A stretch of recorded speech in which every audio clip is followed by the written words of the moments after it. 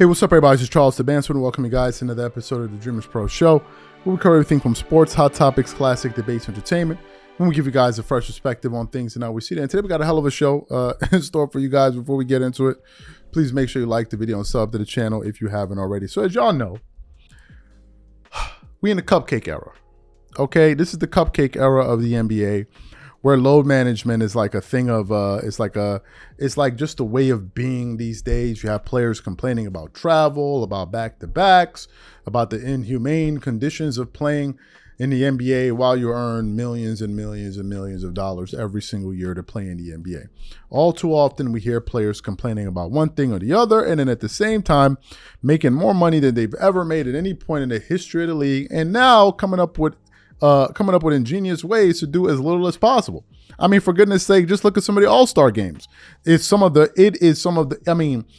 All-Star games, especially the last two, have been the worst in the history of the sport.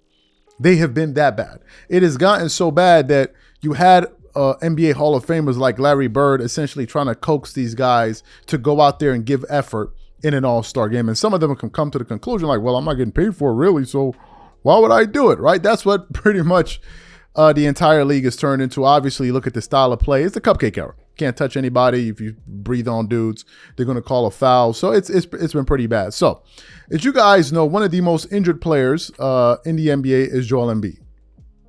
He got injured last year. Last year, one could have made an argument that he was on pace to win his second consecutive, a consecutive MVP award.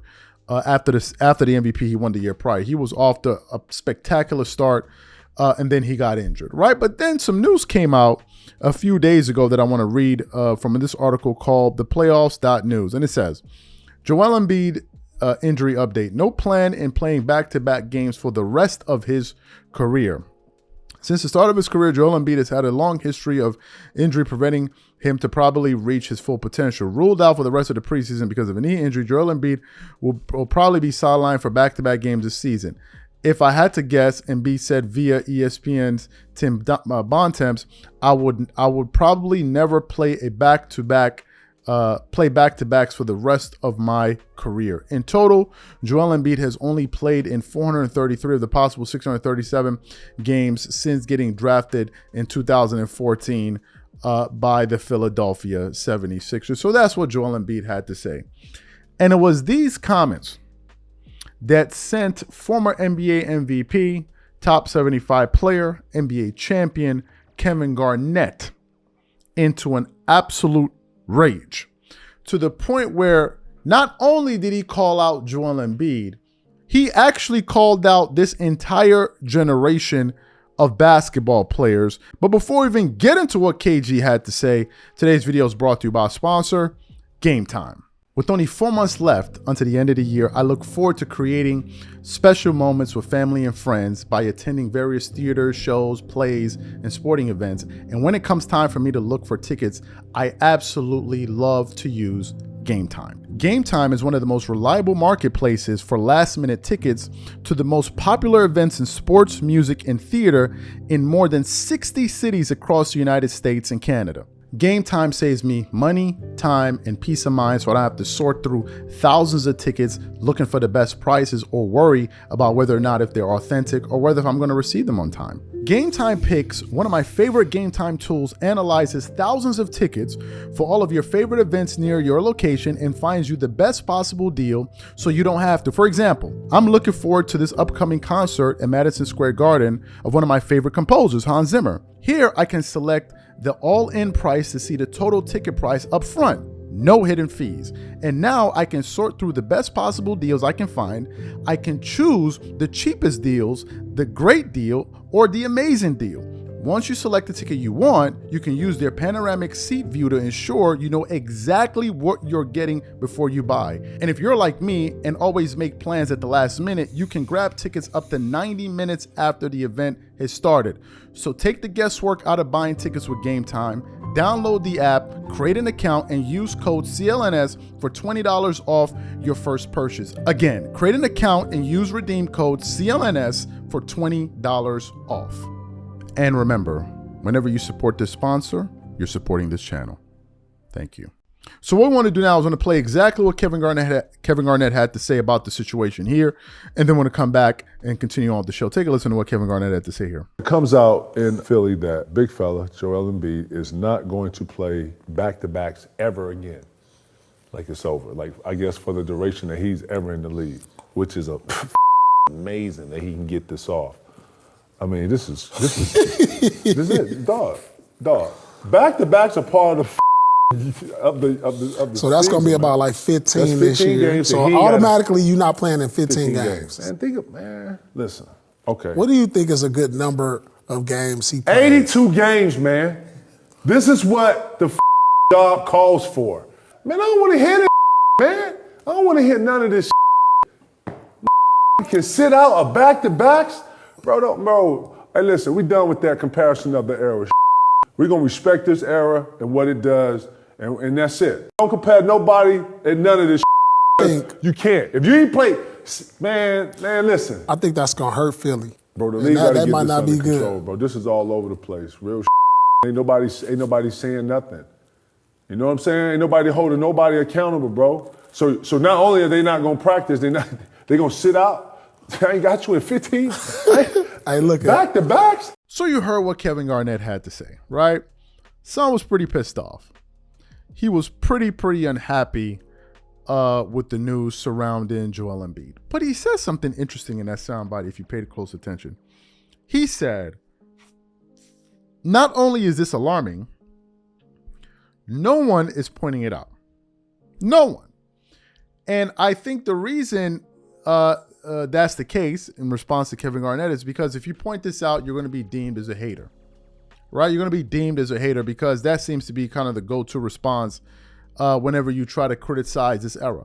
And to me, I think is representative of the men that we have in the world today. We have some of the most sensitive men to have ever lived, especially in the United States. And men today cannot take criticism. They view criticism as hate. So all they want is essentially for them to just do their things, impede it, and no one should say anything about what they're doing. And if you dare say anything, oh, you're a hater. It's also one of the reasons why respect is totally gone. Because if you can't take criticism, it's very hard for you to respect anybody. Why? Because if you respect someone, you should be able to take constructive criticism from them. And then what gets me is that you have some older guys in their 30s, 40s, some of them 50s, that are co-signing this nonsense because they're trying to live vicariously through the young boys. So like, no, I don't see nothing wrong with it. I don't see nothing wrong with it. I mean, that's the young fella. That's the young fella. Let it live.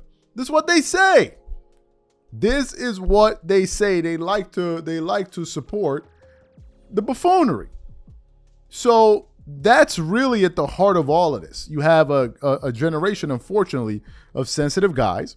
They cannot take criticism, and therefore, even if things are going awry, you can't correct it, or you can't even have an opinion on it at the very least.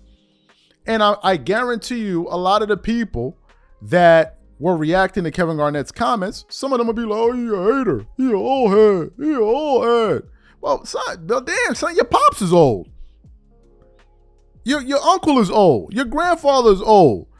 You don't be listening to them, so that's what it comes. So okay, so let me figure this out. You are against listening to anybody older than you. So who are you listening to? Because if you don't want to listen to anybody older than you, that means that you're only listening to yourself and your peers.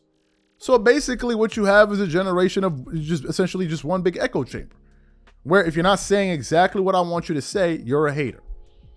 And it's a problem. It is a problem. Now back to the NBA. It is what it is. This is the cupcake era. I am not surprised by any of this.